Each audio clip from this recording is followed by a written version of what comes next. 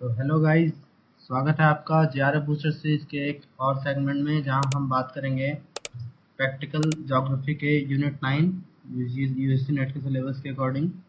इसमें हम remote sensing और जीआईएस से रिलेटेड सारे फैक्ट्स और क्वेश्चन ओरिएंटेड डिस्कशंस करेंगे। तो चलिए लेक्चर को शुरू करते हैं। तो सबसे पहले रिमोट सेंसिंग में हमें क्वेश्चन आता है कि रिमोट सेंसिंग का प्रोसेस क्या है। उसको आपको सजाने को आएगा कि सबसे पहले क्या होता है, उसके बाद क्या होता है, उसके बाद क्या होता है। तो इसके फिगर में आप जैसे आप देख सकते हैं कि सबसे पहले सन से इल्यूमिनेशन होता है, उसके बाद एटमॉस्फेयर से उसका इंटरेक्शन होता है, उसके बाद फर्दर पेनिट्रेशन के बाद जो अर्थ सरफेस होता है उससे इंटरेक्शन होता है, उसके बाद वो एनर्जी वापस से इमिट होके या रिफ्लेक्ट होके जाता है सैटेलाइट के पास और वहाँ रिकॉर्ड होता है। सैटेलाइट में रिकॉर्ड होने के बाद वही इंफॉर्मेशन वापस से जाता है हमारे जो एनआरएससी और जो भी सेंटर्स हैं रिमोट सेंसिंग के, वहाँ पे फर्दर प्रोसेस होता है। उसके बाद इंटरप्रिटेशन और एनालिसिस होता है उसका, और finally we apply that data in the real world. तो अब ये जो सारे प्रोसेसेस हो रहे हैं, जब सारे सारे जो इंफॉर्मेशन आ रही है जा रही है, एनर्जी सोर्स आ रहा है जा रहा है, ये सब एक रेडिएशन वेव के माध्यम से होता है। ठीक है, उसी वेव को कहते हैं हम लोग इलेक्ट्रोमैग्नेटिक रेडिएशन। अब इलेक्ट्रोमैग्नेटिक रेडिएशन में तीन कंपोनेंट्स होते हैं मेजर। सबसे पहले तो एक इलेक्ट्रिक फील्ड होता है और मैग्नेटिक फील्ड होता है। ये दोनों फील्ड आपस में परपेंडिकुलर होते हैं 90 डिग्री पे। ओके, ये 90 डिग्री होता है और ये एक दूसरे के परपेंडिकुलर चलते हैं सी डायरेक्शन में, जो कि स्पीड ऑफ लाइट से चलता है। ठीक है, इसीलिए आप फॉर्मूला कह सकते हैं कि स्पीड ऑफ लाइट बराबर वेवलेंथ इंटू फ्रीक्वेंसी। फ्रीक्वेंसी किसका? इस वेव का। और वेवलेंथ क्या होता है? यहाँ से यहाँ तक की आप दूरी, दो क्रेस्ट या दो ट्रफ के बीच की दूरी को हम कहते हैं वेवलेंथ। और ये एक वेवलेंथ कितनी देर, एक सेकंड में कितनी बार पार करता है एक सर्टेन पॉइंट को, उसको हम फ्रीक्वेंसी कहते हैं। तो इसीलिए स्पीड ऑफ लाइट को हम कैलकुलेट कर सकते हैं वेवलेंथ इनटू फ्रीक्वेंसी। अब ये जो हमारा क्रॉस करता है ईएमआर, ईएमआर में वेरियस स्पेक्ट्रम्स होते हैं। स्पेक्ट्रम्स मतलब कि बहुत सारे वेवलेंथ्स। ठीक है, उन वेवलेंथ्स को अलग अलग स्पेक्ट्रम के रेंज में डाला गया है। जहाँ पे आप देख सकते हैं सबसे स्मॉलेस्ट वेवलेंथ होता है गामा रेज, फिर होता है एक्स रे, फिर होता है यूवी, फिर होता है विजिबल, उसके बाद होता है इंफ्रारेड, फिर माइक्रोवेव, फिर रेडियो वेव, फिर आपका फर्दर जो भी होता होगा। आप उसके एप्लीकेशंस यहाँ देख सकते हैं कि कौन सा वेव किस फॉर्मेट में काम आता है। तो मेनली रिमोट सेंसिंग में आपको ये अल्ट्रा वेव का लास्ट के पोर्शन से लेके और रेडियो वेव तक इतना ही पोर्शन काम में आता है। तो आप कई बार यूजीसी नेट के क्वेश्चन में आता है कि रिमोट सेंसिंग में हम किस वेवलेंथ से किस वेवलेंथ तक को यूज़ करते हैं। तो आप कह सकते हैं कि 10⁻⁻⁶ माइक्रोमीटर से लेकर 10⁻⁴ माइक्रोमीटर तक हम वेवलेंथ को यूज़ करते हैं। अब आप यहाँ विजिबल स्पेक्ट्रम देख सकते हैं, जो कि यहाँ पे है यूवी के बाद और इंफ्रारेड से पहले। इसमें आपको मेनली तीन कलर मिल जाएगी, blue, green and red. Okay, blue, green and red. बाकी इसमें होती है विबग्योर की सातों रेज, लेकिन डोमिनेटली जो आरजीबी होता है, आरजीबी बैंड, ब्लू, ग्रीन और रेड, उसी से सारे कलर, सारे के सारे कलर फॉर्म हो सकते हैं। तो हम रिमोट सेंसिंग में मेनली तीन कलर ही लेके चलते हैं। इसका मैंने एक निमोनिक बनाया है आपको याद रखने के लिए कि कैसे हम छोटे से बड़े में इसको याद रखें। तो इसका है GXUVIMR। अगर आपको ये याद नहीं होता है तो आप ये याद कर सकते हैं कि गांधी का XUV आईफोन, मैकबुक और रेडियो चोरी हो गया। इसका हो सकता है gamma, X ray, UV, visible रे, इंफ्रारेड, माइक्रोवेव और रेडियो वेव। ऐसे करके आप बहुत ही आसानी से याद कर सकते हैं। अगर आपको इलेक्ट्रोमैग्नेटिक स्पेक्ट्रम और ईएमआर जैसे कॉन्सेप्ट्स अच्छे लगते हैं और आपको इन डेप्थ पढ़ना है, तो आप ये अर्थ डेटा ऑब्जर्वेशन जो कि नासा का है, इसको आप गो थ्रू कर लीजिए। तो बहुत ही अच्छे से आप इसको कॉन्सेप्ट्स को समझ पाएंगे। इसके बाद जो ईएमआर होता है वो हमारे अर्थ सरफेस से इंटरेक्ट करता है, एटमॉस्फेयर से इंटरेक्ट करता है। तो सबसे पहले जब एटमॉस्फेयर की एक लेयर आती है तो उसमें बहुत सारे इंटरेक्शन होता है। उस इंटरेक्शन में दो चीज बहुत ही मेन होता है, वो होता है स्कैटरिंग और एब्जॉर्प्शन। रिफ्लेक्शन भी होता है, लेकिन reflection is in kind of scattering but in a measured way, और स्कैटरिंग थोड़ा सा अनमेजर्ड होता है, जिसको आप वो नहीं कर सकते, बता नहीं सकते कि हाँ भाई इतना ही होगा। तो अब हम सबसे पहले जानते हैं कि स्कैटरिंग कितने टाइप्स की होती है और उनका कैरेक्टरिस्टिक्स क्या है। तो स्कैटरिंग सबसे पहले आपको तीन तरह की मिल जाएगी: रेले स्कैटरिंग, मीए स्कैटरिंग और नॉन सेलेक्टिव स्कैटरिंग। रेले स्कैटरिंग में क्या होता है कि जो वेवलेंथ होती है वो बहुत ही बड़ी होती है, ठीक है, और जो पार्टिकल साइज होता है बहुत ही छोटा होता है। तो जो वेवलेंथ है वो मोस्टली इसको क्रॉस कर जाती है। इसमें जो ये वेवलेंथ होती है वो नाइट्रोजन और ऑक्सीजन मॉलिक्यूल से ही इंटरेक्ट कर पाती है, ना कि कोई डस्ट पार्टिकल से। बहुत ही मिनिमल डस्ट पार्टिकल हो तो उससे इंटरेक्ट कर सकती है। अब वो स्कैटरिंग है जिससे हम आसमान को नीला या फिर लाल देखते हैं, ठीक है। स्काई ब्लू होता है या रेड इसी वेवलेंथ से होता है। अब वो कैसे होता है ये मैं आपको बताता हूँ। जब सन हॉरिजन में होता है तो उसकी रेज हमारे तक पहुंचने के लिए बहुत ही लंबा दूरी तय करके आती है ना। बहुत ही लंबा दूरी, यहाँ तक उसको तय करना पड़ रहा है ना। तो इसमें क्या होता है कि जो छोटी वेवलेंथ होती हैं, ब्लू ब्लू ग्रीन जैसे वेवलेंथ, वायलेट जैसी वेवलेंथ, वो स्कैटर हो जाती है, वो मतलब इधर उधर चली जाती है। लेकिन जो रेड वाली वेवलेंथ होती है वो सीधा सीधा हमारे आई तक पहुंच पाती है, इसलिए हमें सनसेट और सनराइज के टाइम पे स्काई रेड दिखता है। जबकि अगर ये वो टाइम आ जाए कि मिड नून है या फिर 8 से ऊपर बज चुका है, तो क्या होता है कि जो डिस्टेंस होता है सन और अर्थ सरफेस के बीच में वो थोड़ा सा कम हो जाता है in comparison to this one, horizon one. तो अब क्या होता है कि जो छोटी वेवलेंथ होती है वो आराम से हमारी आंखों तक पहले पहुंच जाती है, पार्टिकल से स्कैटर होके नाइट्रोजन ऑक्सीजन से टकरा के, और पूरे एटमॉस्फेयर में फैल जाती है, और रेड वाली फैल नहीं पाती है। तो इसी कारण से हमें आसमान पूरा नीला नीला नीला नीला दिखाई देता है, ठीक है। आप इस कॉन्सेप्ट को यहाँ से और फर्दर एनिमेटेड वीडियो से समझ सकते हैं। अब इसके बाद आता है मीए स्कैटरिंग। मीए स्कैटरिंग में क्या होता है कि वेवलेंथ की साइज और पार्टिकल की साइज दोनों ऑलमोस्ट इक्वल होती है। इसी कारण से सबसे ज़्यादा इंटरेक्शन आपको स्कैटरिंग इसमें मिलेगा, जिसमें dust, smoke, pollen, water vapour, हर चीज़ से इंटरेक्शन होता है। ये मेनली लोअर एटमॉस्फेयर में होता है और रेले स्कैटरिंग अपर एटमॉस्फेयर में होता है। अब नॉन सेलेक्टिव स्कैटरिंग एक ऐसा स्कैटरिंग है जिसमें जो पार्टिकल का साइज है वो वेवलेंथ से काफ़ी बड़ा है, तो कोई भी वेवलेंथ इसको पेनिट्रेट नहीं कर पाती है और सारा का सारा स्कैटर हो जाती है इन एनी मैनर। तो ये सारा होता है, और इसके एग्जाम्पल फेनोमेना आप यहाँ से देख सकते हैं: ब्लू स्काई, रेड। उसके बाद हेजी और स्मोकी कंडीशन में आपको ये वाला मिलेगा, मीए स्कैटरिंग। और white appearance of fog and cloud, जब आप देखते हो दोपहर में एकदम बादल दिख रहा है वाइट वाइट, तो वो आपको इससे दिखेगा। अब बढ़ते हैं आगे, और एक और टर्म आता है एटमॉस्फेरिक विंडो। ये रिमोट सेंसिंग का बहुत ही बड़ा टर्म है। एटमॉस्फेरिक विंडो कई बार स्टेटमेंट के रूप में रिमोट यूजीसी नेट में पूछा जाता है कि व्हाट इज एटमॉस्फेरिक विंडो। तो एटमॉस्फेरिक विंडो एक ऐसा विंडो है जिसके थ्रू जो भी ईएमआर वेव्स होती हैं, ठीक है, उनमें मिनिमल एब्जॉर्प्शन होता है, और वो धरती से या फिर एटमॉस्फेयर से इंटरेक्ट होकर वापस सेटेलाइट की ओर चली जाती है, और सेटेलाइट फर्दर डेटा कैटर कर पाता है। डेटा कैटर कर पाता है, इसी से हमें मोस्ट ऑफ द जानकारी प्राप्त होती है ना। अब अगर कोई रे वापस ही नहीं जाए, सब एब्जॉर्ब होके रह जाए अर्थ में, तो फिर हमें कुछ पता ही नहीं चलेगा, सैटेलाइट कुछ ऑब्जर्व ही नहीं कर पाएगा। इसलिए ये एटमॉस्फेरिक विंडो रिमोट सेंसिंग में बहुत ही ज़रूरी चीज़ है। अब मेन एटमॉस्फेरिक विंडो कहाँ से कहाँ तक होती है, तो सबसे पहला होता है विजिबल रेंज। यूवी को उतना मानते नहीं है, क्योंकि यूवी का जो लास्ट फेज होता है उसके थोड़े से वेवलेंथ को हम काउंट करते हैं। बाकी विजिबल रेंज होता है, और थर्मल आईआर होता है, थर्मल इंफ्रारेड भी इसको बोलते हैं, और माइक्रोवेव। ये मेन तीन रेंजेस हैं जहाँ पे हम रिमोट सेंसिंग को काफ़ी यूज़ में लेते हैं।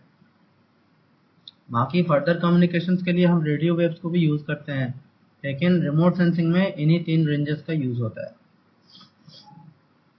अब इसका जो रेडिएशन होता है, ठीक है, जो हमारा EMR आ रहा है उसका रेडिएशन होता है एटमॉस्फेयर से बहुत सारे टाइप का और सरफेस से बहुत सारे टाइप का। इसमें होता है एब्जॉर्प्शन, ट्रांसमिशन और रिफ्लेक्शन, ठीक है, सरफेस मटेरियल से। तो अब ये रेडिएशन होता है वो किस टाइप का होता है, कैसा होता है, ये हम देखते हैं कि रिफ्लेक्शन जो होता है, रिफ्लेक्शन मेनली दो दो टाइप का होता है, स्पेक्युलर रिफ्लेक्शन और डिफ्यूज रिफ्लेक्शन।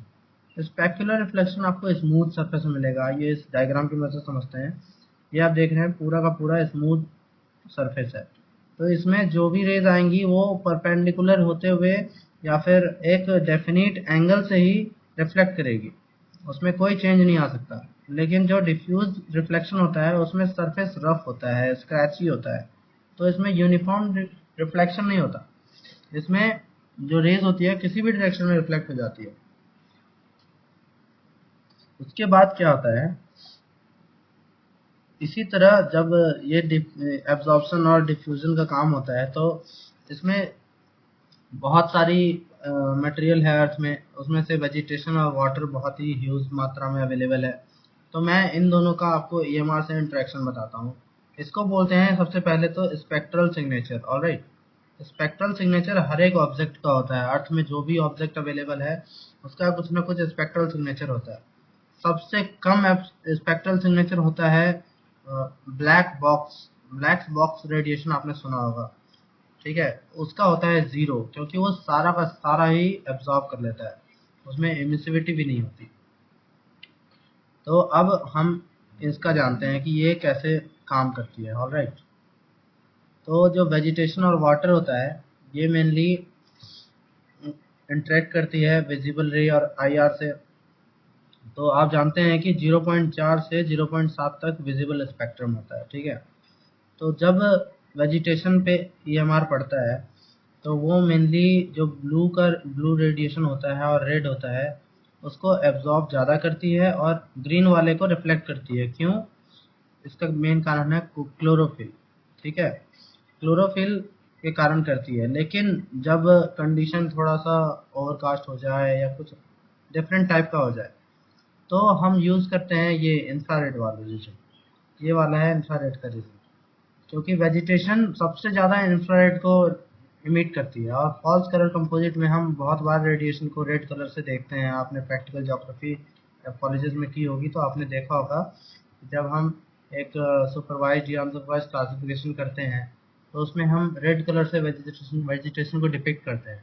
वो असल में रेड कलर नहीं होता, वो असल में इंफ्रारेड होता है, जिसको हम फॉल्स कलर कंपोजिट में रेड में चेंज कर देते हैं, क्योंकि वो हमारी नॉर्मल आइज से विजिबल नहीं होती। अब हम आते हैं वेवलेंथ इंटरेक्शन में। वाटर में भी उसी तरह फॉर्म में होता है। तो वेवलेंथ इंटरेक्शन आप यहाँ देख सकते हैं कि जो वेवलेंथ का इंटरेक्शन हो रहा है, क्लोरोफिल के कारण रेड और ब्लू दिखता है, ये मैंने आपको पहले ही बता दिया। लेकिन जब ऑटम में जब क्लोरोफिल बहुत ही कम होता है तो हमारा जो ये वेजिटेशन होता है वो रेड और येलो दिखता है, क्योंकि स्ट्रॉन्ग डिफ्यूज होता है। इसके कारण IR जो है वो ज़्यादा डिफ्यूज होता है और बाकी सारा एब्जॉर्ब हो जाता है, इसलिए इस तरह का कुछ दिखता है। अब रिमोट सेंसिंग जो होता है, ये ओवरऑल प्रोसेसेस मैंने अभी तक आपको जो बताई वो सारा रिमोट सेंसिंग का प्रोसेस था।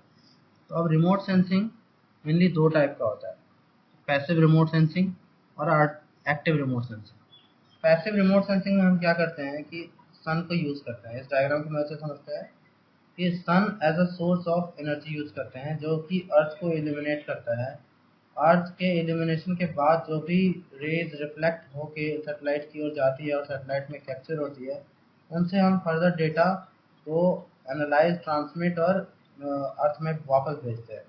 इसको बोलते हैं पैसिव रिमोट सेंसिंग। ऑलराइट, क्योंकि इसमें हम खुद से एलिमिनेट नहीं कर रहे अर्थ को, किसी के सोर्स के द्वारा कर रहे हैं, है ना।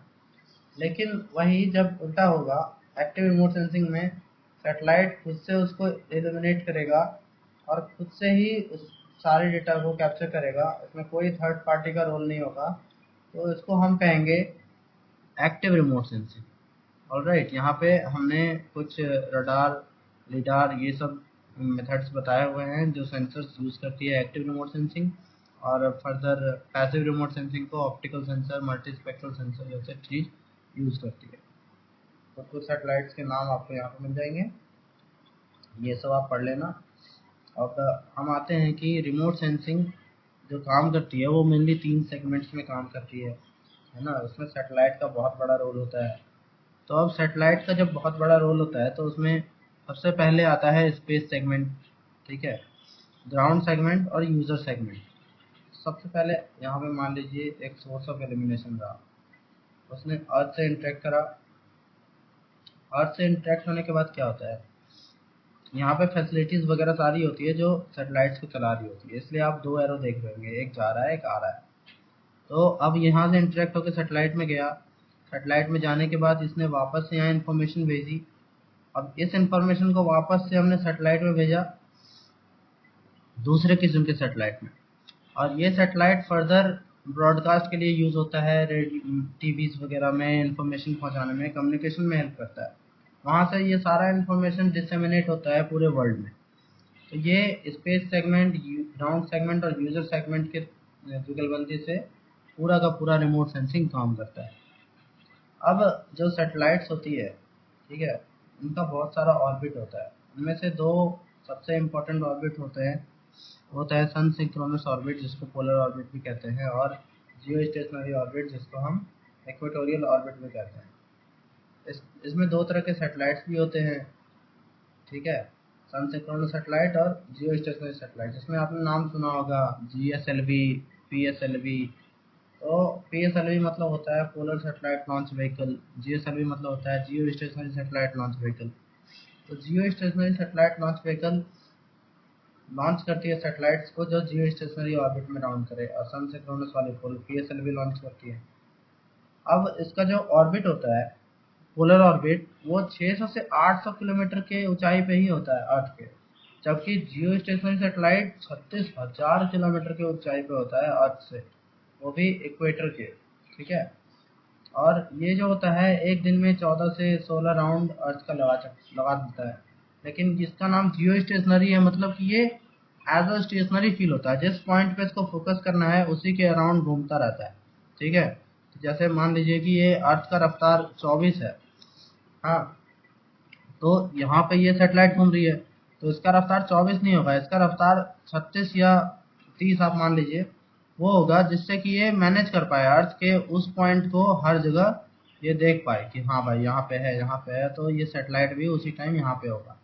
तो इतना बड़ा एरिया कवर करने के लिए इसका स्पीड ज़्यादा होता है। बहुत बार बच्चे कंफ्यूज जाते हैं कि जितना अर्थ का स्पीड होगा उतना ही इसका स्पीड होगा, और स्टेटमेंट में गलत ऑप्शन टिक करके आ जाते हैं। तो आपको ये याद रखना है कि इसका स्पीड जो होता है वो अर्थ से ज़्यादा होता है जियो स्टेशनरी सैटेलाइट्स का। अब ये अपीयर होता है एक पॉइंट पे फिक्स्ड, क्योंकि इसका नाम ही है जियो स्टेशनरी। ये कंटिन्यूअस मॉनिटरिंग करता है सिंगल एरिया का, ये हर एरिया को बार बार मॉनिटर करता है अलग अलग जगह में। इसका मेन यूज़ होता है मैपिंग, मॉनिटरिंग, चेंजेस को देखे लैंड यूज़ और वेजिटेशन में। और इसका मेन यूज़ होता है वेदर फोरकास्टिंग में और टेलीकॉम सेक्टर में। ये कुछ सैटेलाइट्स के एग्जांपल हैं और ये एप्लीकेशंस हैं, ठीक है। आप इनको ज़रूर याद कर लें ताकि आप कोई भी स्टेटमेंट का क्वेश्चन गलत ना करें एग्जाम में। अब यहाँ पे मैंने जैसा आपको बताया था कि बहुत सारी ऑर्बिट्स होती हैं, जिसमें जियो और PSLV वाला मेन होता है ना। लेकिन फर्दर ये मीडियम अर्थ ऑर्बिट है, ये लो अर्थ ऑर्बिट है, और ये हाई एलिप्टिकल ऑर्बिट है। इनका हाइट कुछ इस तरह से होता है, ये आप जरूर याद कर लें। ये क्वेश्चन आता है कि कौन ज़्यादा है, कौन कम है, कौन सबसे ज़्यादा है, ऐसा करके। और इसके बाद आप फर्दर देख सकते हैं कि जो रिमोट सेंसिंग होता है उसमें एक बहुत ही बड़ा रोल होता है रेजोल्यूशन का। आप गूगल अर्थ में जाते होंगे, बहुत सारा इमेजेस देखते होंगे, अपने घर को देखते होंगे या फिर दिल्ली को देखते होंगे, इंडिया गेट वगैरह, तो वो बहुत ही हाई रेजोल्यूशन में आपको दिखती होगी। उसका कारण यही है कि जो सैटेलाइट यूज हो रही हैं उनमें एक सेंसर सेट होता है जो कि एक रेजोल्यूशन सिनेरियो में काम करता है, स्केल पे काम करता है।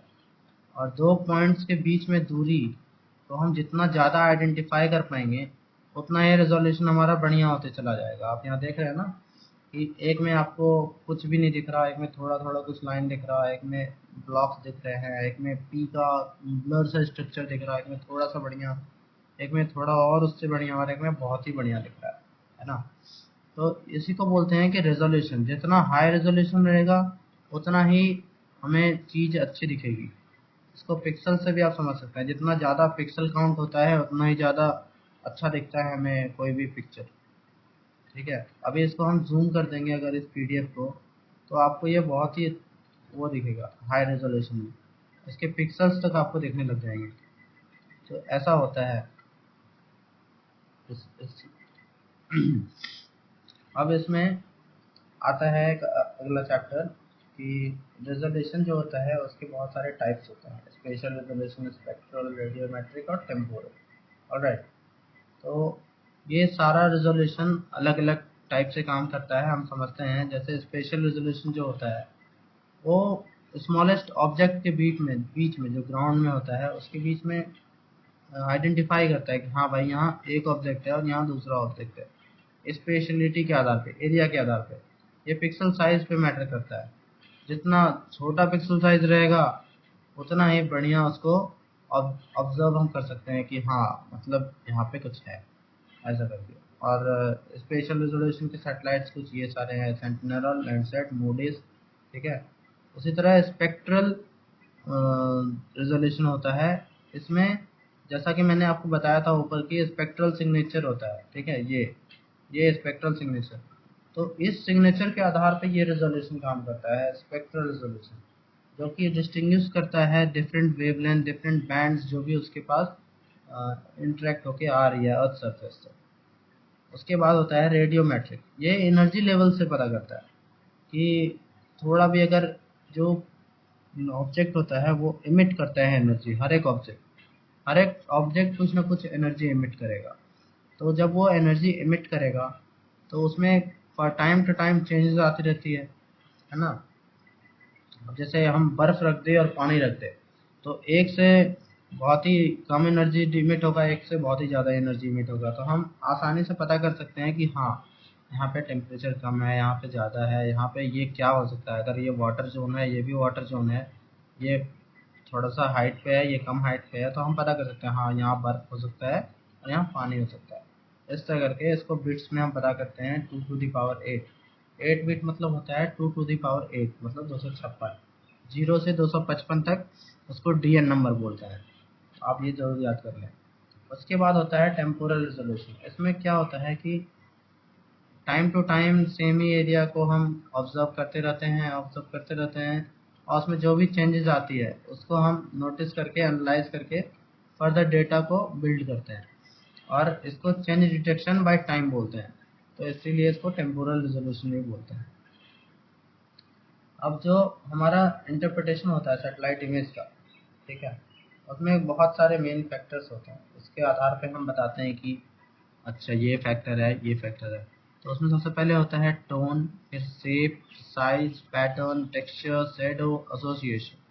बहुत बार आपको अलग अलग नाम दे दिया जाएगा एग्जाम में, उसमें से दो नाम दे देंगे सही, दो या तीन नाम सही वाले दे देंगे और आपको दो नाम कुछ और दे देंगे। तो आपको बताना होगा कि कौन सा एलिमेंट है जिससे हम विजुअल इंटरप्रिटेशन कर सकते हैं सेटेलाइट इमेज। तो ये सारा नाम आप ज़रूर अच्छे से याद कर लें। उसके बाद हम देखेंगे कि जो एरियल फोटोग्राफ होता है वो अलग अलग बेसिस पे क्लासिफाई होता है, based on camera axis, based on tilt angle, alright, based on spectral range, based on lens type, based on purpose. ठीक है, तो अब ये आपको एनसीईआरटी में मिलेगा, high oblique, low oblique, vertical photograph. Vertical photograph जिसका नादिर पॉइंट एकदम 90 डिग्री पे होता हो। नादिर पॉइंट आप समझते हैं कि जो हमारा सेंसर है, सेंसर से वर्टिकली जो पॉइंट ग्राउंड पे होता है उसको हम नादिर पॉइंट कहते हैं, उसको प्रिंसिपल पॉइंट भी कहते हैं। Principal point can change but nadir point can't. Okay, so vertical photograph 90 degree पे होता है। ऑब्लिक फोटोग्राफ में दो तरह के होते हैं, हाई ऑब्लिक, लो ऑब्लिक। इसमें क्या होता है कि ये large area high oblique cover करता है, लो ऑब्लिक थोड़ा सा कम एरिया कवर करता है। ये हॉरिजॉन दिखाता है, ये हॉरिजॉन नहीं दिखाता। इसको मेनली लार्ज एरिया को कवर करने के लिए यूज़ किया जाता है ताकि हम एक बार में हाई वैल्यू थिंग्स को ऑब्जर्व कर सकें। अब टिल्ट एंगल में ट्रू वर्टिकल जिसमें थोड़ा भी टिल्ट ना हो, फोटोग्रामेट्री में यूज़ होता है, और नियर वर्टिकल स्लाइड टिल्ट जिससे कि हम पता कर सकते हैं कोई भी 3D इमेज हो, कोई भी मतलब शेप हो, हम उससे पता कर सकते हैं। उसके बाद स्पेक्ट्रल रेंज, जिसमें मैंने आपको स्पेक्ट्रल सिग्नेचर बताया था, अलग अलग ईएमएस इलेक्ट्रोमैग्नेटिक स्पेक्ट्रम के आधार पे। तो उसमें होता है सबसे पहले पेनक्रोमैटिक, फिर कलर, फिर इंफ्रारेड, फिर false colour composite. Alright. Panchromatic black and white होता है, कलर होता है विजिबल रेंज, विजिबल जो हम अपने आंखों से देख सकते हैं। इंफ्रारेड आपको नियर आईआर और आईआर में थर्मल स्टडीज में काम आता है। और एफसीसी को आप फर्दर आईआर जैसी चीज़ों को चेंज करके नॉर्मल आई से देखने के लिए यूज़ कर सकते हैं। बेस्ड ऑन लेंस टाइप में आप नॉर्मल लेंस को यूज़ करते हैं, वाइड एंगल लेंस, ऐसे ऐसे बहुत सारे। और पर्पस में सिंगल फोटोग्राफ होता है, स्टूडियो पेयर फोटोग्राफ होता है 3D बना के देखने के लिए, और मोज़ेक होता है जिसमें हम दो फोटोज़ को मोज़ेक करके और फर्दर स्टडी करते हैं मैपिंग में। ठीक है, अलग अलग लेयर्स होती है हमारे पास, सारे लेयर्स को एक में मर्ज कर देंगे। जैसे एक रोड का है, एक सेटलमेंट्स का है, एक नेचुरल फीचर्स का है, तीनों को मोज़ेक कर देंगे तो हम आसानी से पता कर सकते हैं कि सेटलमेंट माउंटेन से कितनी दूर है, सेटलमेंट रोड से कितनी दूर है। तो ये सारा पर्पस होता है एक सेटेलाइट इमेज को लेकर और एरियल फोटोग्राफ को लेकर। अब कुछ इम्पोर्टेंट टर्म्स होते हैं जो आपको सीधा सीधा एग्जाम में पूछ लिया जाता है फुल फॉर्म में। आईएफओवी क्या होता है, नादिर पॉइंट क्या होता है, प्रिंसिपल पॉइंट क्या होता है, आइसोसेंटर क्या होता है। तो आप इसको डेफिनेशंस की मदद से समझ सकते हैं। बाकी मैंने बताया भी। आईएफओवी जैसे मान लीजिए यहाँ एक सेटेलाइट है, अब इसका ये इतना बड़ा रीजन ये कैप्चर कर रहा है, तो ये इसका आईएफओवी है, इंस्टेंटेनियस फील्ड ऑफ व्यू। ठीक है। अब इसका नादिर पॉइंट इसके सीधा वर्टिकल में यहाँ पे होगा, ये इसका नादिर पॉइंट हो गया है ना, नादिर पॉइंट हो गया। अब इसके बाद क्या आता है, एक प्रिंसिपल पॉइंट। प्रिंसिपल पॉइंट अगर ये स्लाइट ऑब्लिक होता है ना, तो नादिर पॉइंट तो इसका यहीं होता, लेकिन इसका जो फोकस रीजन होता है ये इधर होता, तो ये इसका प्रिंसिपल पॉइंट हो जाता पीपी। तो पीपी जब वर्टिकल फोटोग्राफ रहता है तो 90 डिग्री पे होता है, वरना चेंज होता था। इसी तरह ऑब्लिक एंगल अभी मैंने आपको बताया टिल्टेड होता है। फील्ड ऑफ व्यू, स्वाथ, स्वाथ और आई एफ ओ कई बार सेम होते हैं। ठीक है, लेकिन आई एफ ओ भी एयरक्राफ्ट में यूज़ होती है, जबकि स्वाथ होता है यूज़ आपके सैटेलाइट्स में। अजीमुथ 0 से 360 डिग्री कंपास में जब हम किसी एरिया को मेज़र करते हैं कहाँ है नहीं है ऐसा कुछ, तो उसको अजीमुथ बोलते हैं। इसके बाद एक इम्पॉर्टेंट टर्म आता है ये वाला, एल्टीट्यूड। एल्टीट्यूड हर एक सैटेलाइट इमेज में या एरियल फोटोग्राफ में लिखा होता है। फिड्यूशियल मार्क्स भी होते हैं, प्रिंसिपल पॉइंट्स को एक जगह पे काटती है। ऐसे ऐसे टर्म्स आपको ज़रूर याद रखने हैं, क्योंकि ये रिमोट सेंसिंग का बेस तैयार करती है। उसके बाद आता है कि फॉल्स कलर कंपोजिट में हम वेरियस जो सैटेलाइट इमेजेस होती हैं उनमें हम क्या क्या ऑब्जर्व करते हैं। तो हेल्दी वेजिटेशन और कल्टिवेटेड एरियाज में एवरग्रीन वेजिटेशन को आप रेड टू मेजेंटा में देखते हैं, डेसिडियस को ब्राउन टू रेड में देखते हैं, स्क्रब्स को light brown with red patches, cropland को ब्राइट रेड। और ये जो टेबल है बहुत ही इम्पोर्टेंट है, डायरेक्ट क्वेश्चन गारंटीड, दो दो या तीन बार में आता ही आता है। पिछली बार नहीं आया था तो बहुत ज़्यादा चांसेस हैं कि इस बार आए, तो आप इस वाले टेबल को ज़रूर एक ना एक बार देख लें। इसके बाद ये है कुछ सेटेलाइट। स्पुतनिक 1 सेटेलाइट है, ये दुनिया का पहला सेटेलाइट था, और फर्स्ट सेटेलाइट जो पिक्चर भेजा था अर्थ में वो नासा का अर्थ एक्सप्लोरर 6 था 1959 में। ऑलराइट। अब यहाँ पे कुछ इंपॉर्टेंट सेटेलाइट्स हैं जिनकी रेजोल्यूशन काफ़ी हाई होती है स्पेशल रेजोल्यूशन के आधार पे। तो आप वर्ल्ड व्यू 4 आप देख सकते हैं, 0.31 मीटर मतलब कि 31 सेंटीमीटर के ऑब्जेक्ट्स को आइडेंटिफाई कर सकता है। इसी तरह वेरियस सैटेलाइट्स हैं, आप इनके नाम मैंने क्रोनोलॉजिकल ऑर्डर में सजाए हुए हैं, आप इसको ज़रूर गो थ्रू कर लें। इसके बाद आता है ग्लोबल नेविगेशन सैटेलाइट सिस्टम, हर एक कंट्री का क्या नाम होता है। ये क्वेश्चन बहुत ही फेवरेट है यूजीसी का। तो जीएनएसएस क्या नाम होता है और कौन कब स्टार्ट हुआ था, कौन सबसे पहले आया था। तो जो जीपीएस है वो यूएसए का है, रशिया का ग्लोनास है, ईयू का गैलीलियो, चाइना का बीडू, इंडिया का नाविक। और आप इसके ईयर्स के अकॉर्डिंग मैंने इसको सजाया है, तो आपको याद करने में ज़्यादा कठिनाई नहीं होगी, आप इसको ज़रूर एक ना एक बार याद कर लें। अब आते हैं व्हाट इज़ जीआईएस। तो जीआईएस जो होता है उसमें capturing, storing, checking, integrating, manipulating, analysing, displaying ये सारा काम होता है, ठीक है। इसके फादर रॉबर्ट जॉर्ज स्टेमिल्सन है। तो जब मैं एग्ज़ाम दे रहा था तो उस टाइम जीआईएस में ये क्वेश्चन पूछा हुआ था, ये सारे वर्ड्स का नाम दे दिया था और कुछ अलग वर्ड का नाम दे दिया था, और पूछ रहा था स्टेटमेंट में कि जीआईएस क्या है। वन स्टेटमेंट सही, दूसरा स्टेटमेंट सही, या दोनों सही या कोई सही नहीं। तो मैंने बताया था कि सिर्फ एक सही है, दूसरा गलत है। तो ऐसे करके आप इन सारे वर्ड्स को मेनली याद कर लो, और इसके अलावा कुछ नहीं होता। आप इसको बहुत ही आसानी से याद कर सकते हैं, एनसीईआरटी का डेफिनेशन है। इसके बाद जीआईएस में कुछ बेसिक्स होते हैं, जिसमें कि स्पेशल डाटा होता है, नॉन स्पेशल डाटा होता है, मेटा डाटा होता है, टेम्पोरल डाटा होता है, टोपोलॉजिकल डाटा होता है। तो स्पेशल डेटा में मेनली दो तरह के डेटाज होते हैं, वेक्टर डेटा और रास्टर डेटा। इसको अभी हम डिटेल में पढ़ेंगे।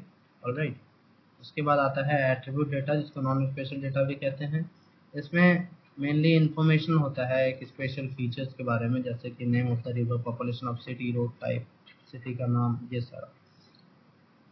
मेटा डेटा मेनली बताता है कि जो हम इमेज देख रहे हैं या फिर जो भी चीज़ हम देख रहे हैं, उसमें क्या क्या उसके फीचर्स हैं, डेटा डेटा सोर्स क्या है, डेट क्या है, इंफॉर्मेशन क्या है, कौन सा कोऑर्डिनेट सिस्टम यूज हुआ है, क्या स्केल है उसका, किस डायरेक्शन में है, कितना मैग्नेटिक डिलिनेशन है, ये सारा कुछ बताता है। इसके बाद आता है टेम्पोरल डेटा। टेम्पोरल डेटा में जो भी चेंजेस होती है over the time, Google Earth में जैसा आप देखते हैं कि अर्बन स्क्रॉल डेटा 1990 से 2020 तक का, तो ये सारा कुछ बताता है। टोपोलॉजिकल डेटा की जो भी टोपोलॉजी में चेंज आ रही है स्पेशल रिलेशनशिप में, वो बताती है। अब हम, जैसा कि मैंने ऊपर बोला था कि रास्टर और वेक्टर अभी हम पढ़ेंगे। तो रास्टर डेटा क्या होता है कि ये एक सेल्स होता है, पिक्सल्स।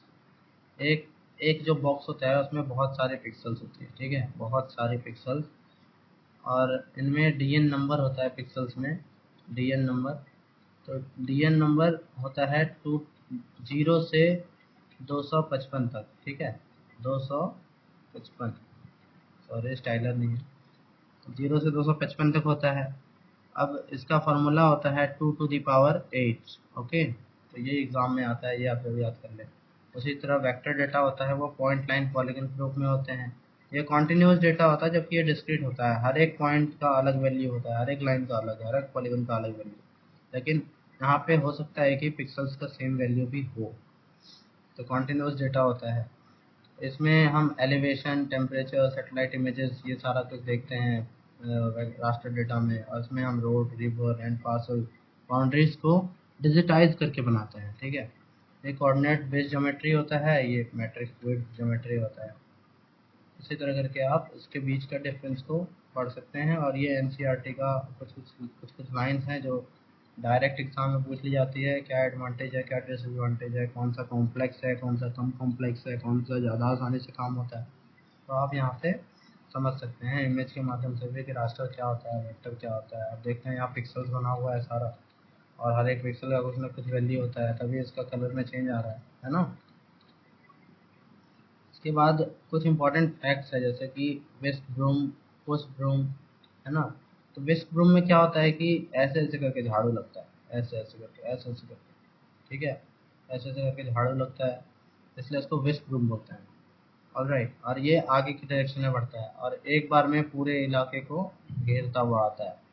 जबकि पुश ब्रूम में क्या होता है कि ये बहुत ही चौड़ा होता है, आईएफओवी इसका, और एक बार में ही पूरे के पूरे रीजन को कैप्चर कर लेता है, ठीक है। तो ये आप बेसिक डिफरेंस है वेस्ट ब्रूम पुश ब्रूम में, ये एग्जाम में बहुत बार आ चुका है, तो आप फिर इसको गो थ्रू कर लें। इसके बाद आता है सुपरवाइज क्लासिफिकेशन और अनसुपरवाइज क्लासिफिकेशन। इसमें जो यूज़र होता है वो एरिया से एक्वेंटेड होता है, मतलब परिचित होता है, उसको पता होता है कहाँ पे क्या होता है। और अनसुपरवाइज में उसको पता नहीं होता।